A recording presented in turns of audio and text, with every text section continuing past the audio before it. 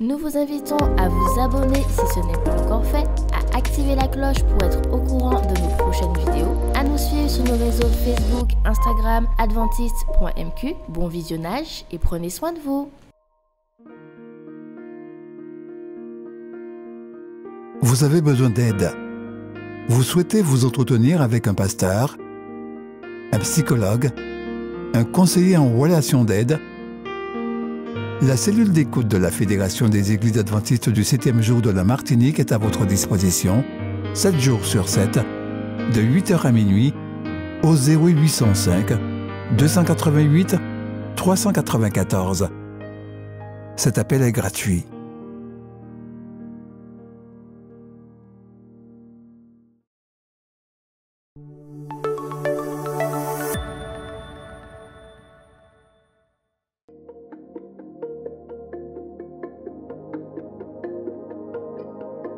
Laissez-moi vous dire quelque chose. La pratique de la dîme n'est pas une invention de l'Église. Tout comme le sabbat, elle a été établie par Dieu lui-même, et elle est pratiquée par tous ceux qui le reconnaissent comme créateur et soutien et qui acceptent la Bible comme sa parole. Ce plan fut conçu par le Seigneur, Jésus-Christ lui-même, qui donna sa vie pour que vive le monde. Abraham a payé la dîme bien avant l'établissement de la nation juive, parce qu'au lieu d'être une institution juive, la dîme était planifiée pour être une bénédiction pour toute l'humanité. Seul, loin de sa maison et sans soutien matériel, Jacob aussi promit à Dieu « Et je te donnerai la dîme de tout ce que tu me donneras », alors que les Israélites étaient sur le point d'être établis comme nation. La loi de la dîme fut réaffirmée. Toute la dîme de la terre appartient à l'Éternel. C'est une chose consacrée à l'Éternel. Toute dîme de gros et de menu bétail, de tout ce qui se passe sous la houlette, sera une dîme consacrée à l'Éternel. Mais comment puis-je savoir que la dîme doit être vraiment 10% de tous mes revenus ou une augmentation? Puis-je rendre ce pourcentage différent comme dîme? Devrais-je la prélever de mon salaire seulement? Qu'en est-il des autres revenus? Bonne question. Le mot dîme même est une traduction d'un mot hébreu « maser », qui signifie 1/10 ou 10%, ce qui veut dire la même chose.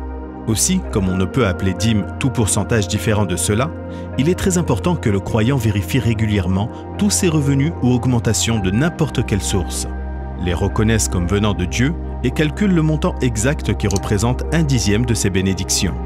Suivons l'invitation de Salomon. Honore l'Éternel avec tes biens et avec les prémices de tout ton revenu. Alors tes greniers seront remplis d'abondance et tes cuves regorgeront de mou.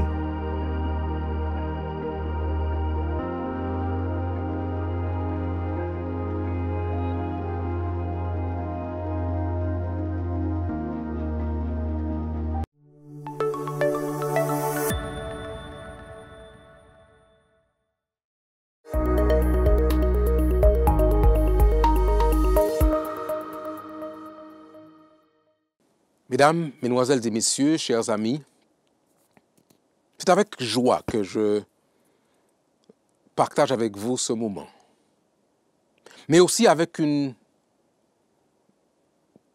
gravité par rapport à la situation du monde dans lequel nous sommes. Je suis heureux que vous ayez choisi d'être avec nous et que vous soyez à la maison, que vous soyez sur la route ou que vous soyez dans un espace où vous êtes tranquille. Merci de nous accorder ce temps chez vous. Nous aimerions prendre ce temps pour ouvrir la parole de Dieu. Mais je voudrais vous inviter, là où vous êtes, monsieur, madame, mademoiselle, à vous incliner avec moi, afin que nous puissions parler à notre Dieu. Voulez-vous le faire avec moi? Père Céleste, merci pour ton amour. Merci pour ta grâce. Merci pour ces hommes, ces femmes qui nous accordent ce temps autour de ta parole sacrée. Viens parler toi-même à nos cœurs. Nous te prions, Père, au nom de Jésus et pour ta gloire. Amen. Chers amis, je disais tout à l'heure que je suis content de partager avec vous, content dans le sens que nous avons des choses à partager qui sont importantes, mais en même temps graves par rapport à la réalité du temps dans lequel nous sommes. C'est la raison pour laquelle j'ai choisi depuis quelque temps pendant ce mois de septembre, de partager avec vous 2 ou 3 réflexions sur la réalité du monde actuel, ainsi que la réponse avec vous sur l'évolution de la foi chrétienne au XXIe siècle. Il met du temps à cicatriser. Et puis je voudrais terminer cette série de réflexions en reprenant l'expression d'un des grands hommes de la Martinique en disant que l'heure de nous-mêmes a sonné, ou l'impact de la foi adventiste à la Martinique. Mais pour aujourd'hui, j'aimerais vous inviter à prendre vos Bibles avec moi dans l'épître de Pierre. 1 Pierre au chapitre 4. Et j'aimerais considérer avec vous, chers amis, à partir du verset 7. L'apôtre Pierre, vous le connaissez, était un homme d'une grande force. Un homme qui n'avait peur de rien ni de personne. Et qui disait ce qu'il pensait. C'était un chef, c'était un patron. Il savait prendre des initiatives. Mais il a dû apprendre avec Dieu. Il a dû apprendre à écouter Dieu, à suivre Dieu. À tel point que le Christ un jour doit dire à Pierre, quand tu seras converti, affermis tes frères, paie mes agneaux, paie mes brebis. Alors l'apôtre Pierre, va envoyer cette lettre, une lettre circulaire aux chrétiens qui étaient nouvellement convertis de la région d'Asie mineure.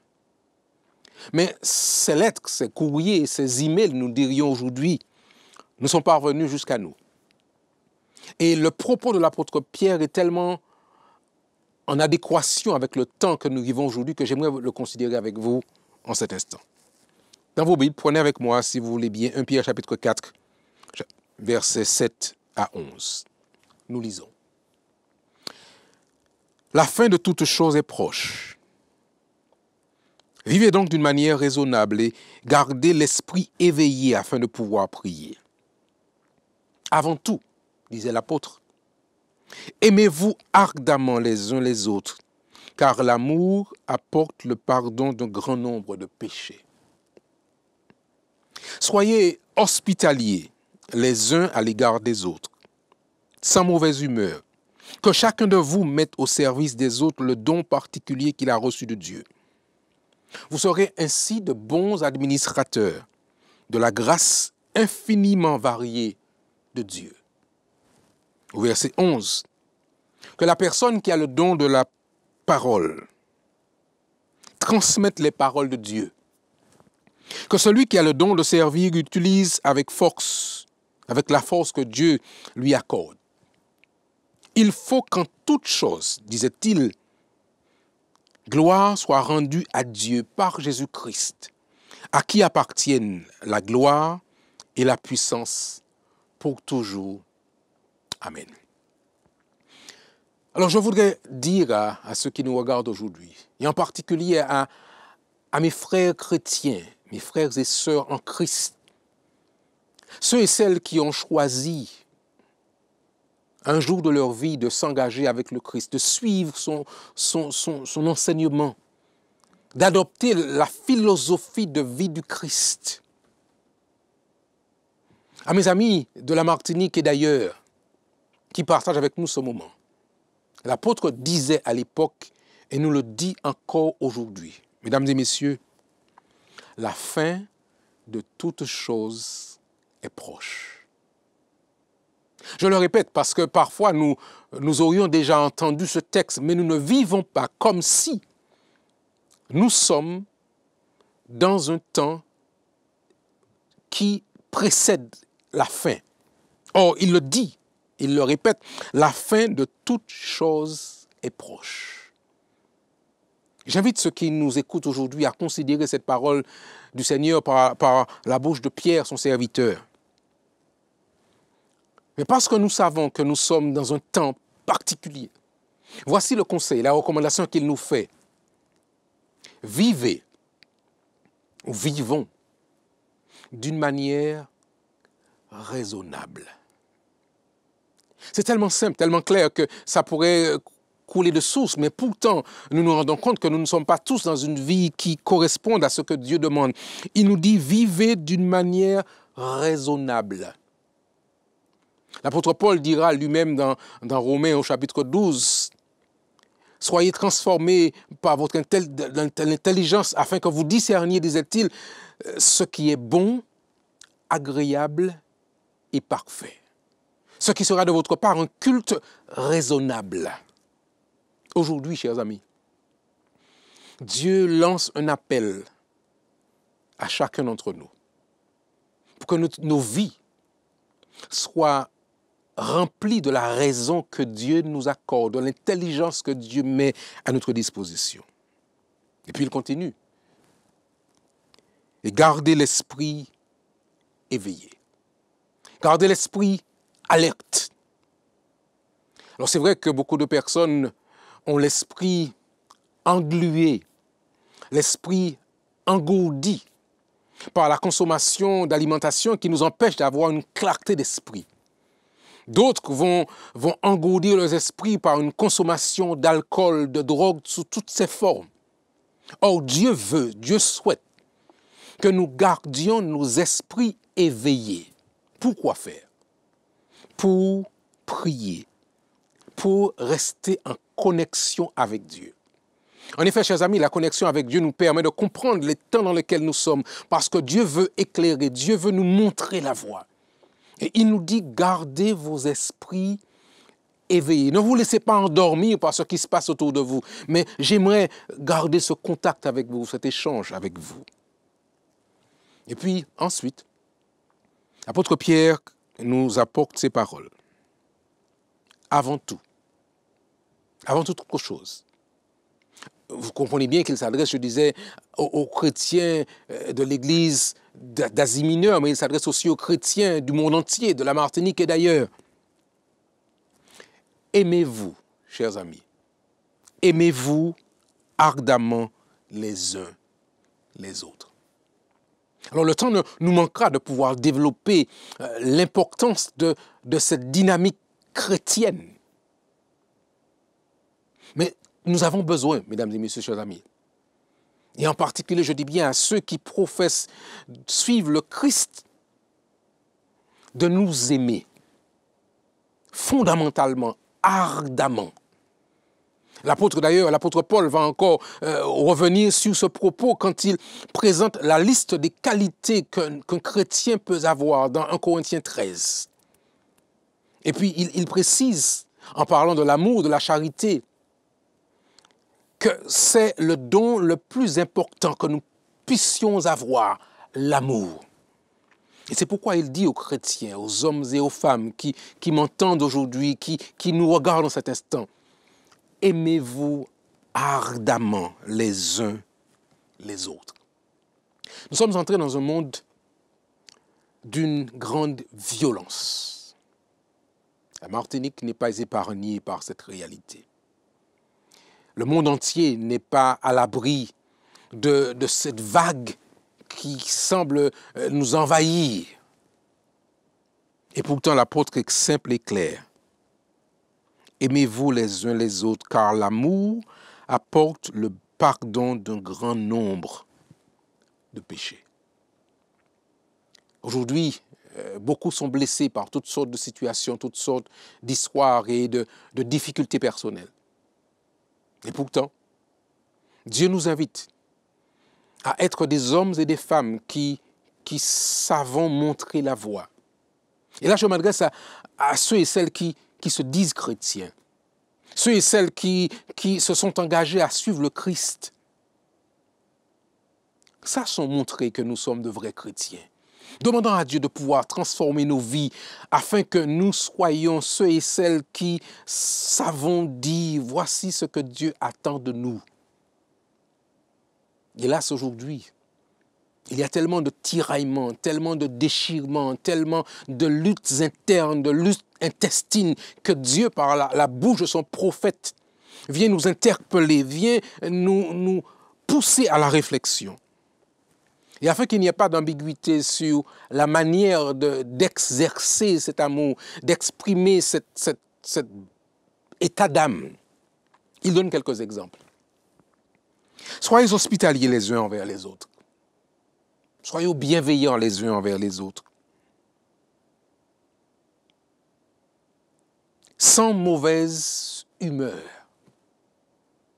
Parfois, c'est vrai que nous avons des humeurs variantes, changeantes, mais on nous dit sans mauvaise humeur. Soyez hospitaliers, soyez bons les uns envers les autres. Que chacun mette au service des autres le don ou les dons qu'il aura reçus du Seigneur. Et si vous avez le don de la parole, alors partagez cette parole avec les uns et les autres. Que celui qui a le don de servir l'utilise avec la force que Dieu lui accorde. Et il termine cette portion. Il faut qu'en toute chose, gloire soit rendue à Dieu par Jésus-Christ, à qui appartiennent la gloire, la puissance pour toujours. Amen. Mes chers amis, Dieu, par sa parole, nous apporte la réponse au monde dans lequel nous sommes. L'amour du Christ nous presse. Le message du Seigneur nous pousse, à vous chrétiens, à vous amis chrétiens, à pouvoir montrer que Dieu a la capacité de changer le cœur des hommes. Alors je vous invite, je vous en conjure, chers amis, à accepter la parole de Dieu et à faire en sorte que la Martinique, elle, soit transformée par la puissance de Jésus-Christ. Fort de la réalité du monde dans lequel nous sommes, avec le département de la liberté religieuse, nous avons mis en place pour cette fédération une association. L'association martiniquaise pour la liberté religieuse. Parce que nous croyons que nous devons pouvoir exercer cette liberté pour tous les hommes. Mais conscients de l'état du monde dans lequel nous sommes aujourd'hui et de la montée de la violence à la Martinique en particulier, nous croyons qu'il était nécessaire de pouvoir nous positionner et d'apporter la réponse de l'Église adventiste du 7e jour sur ce qui se passe sur ce pays. Et que nous avons un devoir de dire que la violence n'aura pas le dernier mot dans ce pays si tous les chrétiens se mobilisent pour dire « ça suffit, stop ». Alors nous vous invitons solennellement à vivre avec nous, mesdames et messieurs, le 1er octobre, le premier samedi du mois d'octobre, une grande marche pour la paix. Nous invitons tous les Martiniquais, tous les chrétiens qui savent que la puissance du Christ peut transformer le cœur des gens, à se mobiliser avec nous. Le rendez-vous, nous le donnons auprès du stade de Dillon, pour ceux qui connaissent Fort-de-France, et nous marcherons ensemble jusqu'au centre de Fort-de-France, jusque sur le Malécon, comme nous l'appelons pour ceux qui connaissent Fort-de-France et la Martinique. Dans un positionnement pour dire que nous voulons dire non à la violence, oui à la paix, oui au respect des hommes et des femmes. Et par conséquent, chers amis, nous lançons cet appel. Samedi prochain, nous reviendrons là-dessus et les samedis qui vont suivre, jusqu'à ce que nous puissions mettre en place une mobilisation générale en réponse à la montée de la violence que nous avons observée depuis quelque temps à la Martinique. Je sais que je peux compter sur vous. Je sais que notre Seigneur peut compter sur vous. Vous qui êtes hommes, femmes, jeunes, nous pouvons compter sur vous pour qu'ensemble nous nous rassemblions pour dire que nous avons la foi que Dieu peut changer cette réalité. En terminant, je vous invite déjà à vous engager à vivre avec nous cette grande marche pour la paix, le premier samedi du mois d'octobre, à partir de 15h, où nous allons ensemble nous mettre debout pour dire « ça suffit ». Voulez-vous prier avec moi avant que nous nous séparions? Père éternel, nous lançons pour la première fois cet appel. Mais c'est toi qui, depuis ton ciel, appelais les hommes et les femmes, les chrétiens, ceux qui voulaient te suivre, à prendre la parole, à se mettre en disposition pour dire autour de nous que l'amour du Christ peut changer les choses. Alors bénis ceux qui nous écoutent en cet instant. Bénis ceux qui nous regardent en cet instant. Et donne-nous de pouvoir nous organiser, nous mobiliser pour vivre comme un homme, comme une femme chrétienne sur cette terre aujourd'hui. Merci de ce que tu nous as donné ce temps. Nous t'avons prié, Père, au nom de Jésus et pour ta gloire. Amen. Mesdames et messieurs, nous voulons vous remercier d'avoir passé avec nous ce temps autour de la parole de Dieu. Remercions de nous avoir accueillis chez vous. Et en espérant vous revoir très prochainement sur cette même chaîne, nous vous disons à très bientôt. Que Dieu vous bénisse.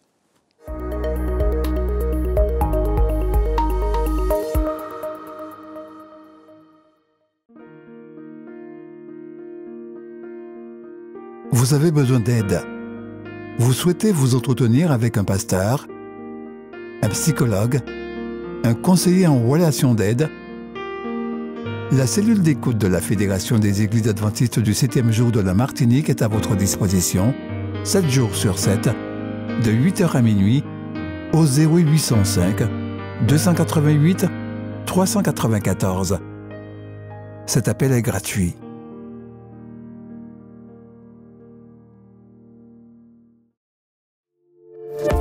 N'oubliez pas de vous abonner si ce n'est pas encore fait, de liker et de partager avec vos amis si cela vous a plu. À bientôt pour une prochaine vidéo.